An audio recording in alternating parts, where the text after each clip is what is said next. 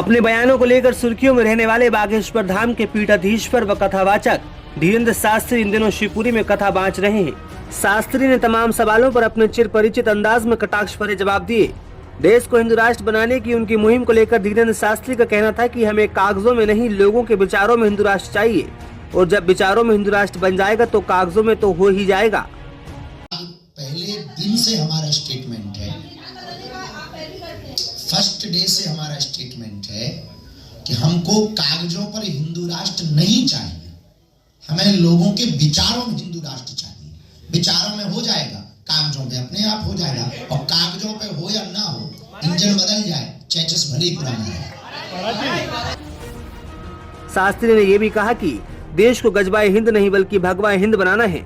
हिंदू धर्म को लेकर उनका कहना था कि ये एकमात्र धर्म है जो वसुदेव कुटुंबकम की भावना के साथ काम करता है। उन्होंने कहा कि मैं इस्लाम धर्म के काजियों और अन्य धर्म गुरुओं से कहना चाहता हूं कि वे अपनी तालीम व्यवस्था में सुधार करें ताकि आतंकवादी नहीं, अब्दुल कलाम जैसे देशभक्त जन्म ले। हम पूरे भारत के इस्लाम धर्म मानने वाले सभी काजी और उनके प्रमुख लोगों से प्रार्थना करेंगे कि आप अपनी तालीम में, शिक्षा नीति में सुधार करें, अपने बच्चों को आतंकवादी नहीं अब्दुल कलाम बनाएं। ऐसी शिक्षा नीति दें ताकि आपके बच्चे अब्दुल कलाम बने तो हम भी उनको सल्यूट कर सकें, वरना दिन दूर नहीं है, बोरिया बिस्तर बांधकर लाहौर खिसक जाए। देखिए, हमने गीता और रामायण पढ़ी है और श्रीमद् भागवत पढ़ी है। उसमें प्रथम तीर्थंकर आदिनाथ श्री ऋषभदेव जी महाराज जी के बारे में लिखा हुआ।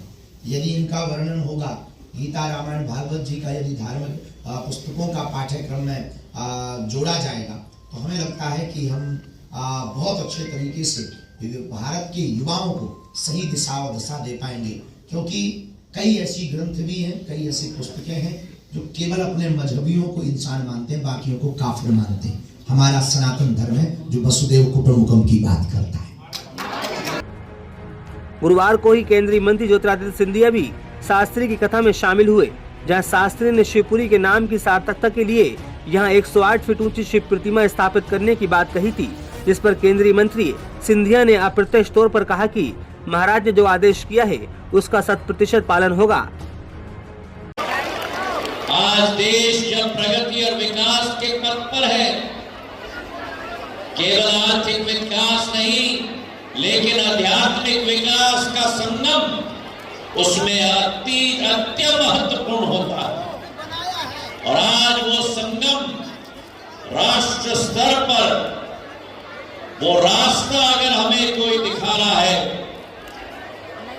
तो बागेश्वर धाम के महाराज धीरेन्द्र शास्त्री जी पूरे देश के वासियों को दिखा रहे हैं। मैं कपिल, उनके संपूर्ण परिवार को ग्वालियर चंबल संभाग के परिवार के मुखिया के रूप में तहे दिल से धन्यवाद भी अर्पित करना चाहता हूं। तालियों की गड़गड़ाहट से कपिल को भी हम लोग धन्यवाद अर्पित करें। और जो आज आदेश, निवेदन नहीं लेकिन आदेश महाराज धीरेन्द्र शास्त्री जी ने हमें दिया है, उस आदेश का 100% पालन होगा। हम धन्य हैं आपकी उपस्थिति से, हम धन्य हैं आपके प्रवचन से, हम धन्य हैं भारत माता के वासी के रूप में जो आज धर्म और विकास का झंडा लेकर भारत विश्व पटल पर नक्षत्र की तरह उभर रहा है। आपकी उपस्थिति और आपके आशीर्वाद के लिए बहुत बहुत धन्यवाद। इधर शास्त्री ने एक और बयान में कहा कि हिंदुओं को भी 4 बच्चे पैदा करना चाहिए, क्योंकि चच्चे तो 30 बच्चे पैदा कर रहे हैं। हिंदू 2 बच्चों को अपने पास रखें और 2 को राष्ट्र की सेवा में और धर्म के लिए समर्पित कर दें।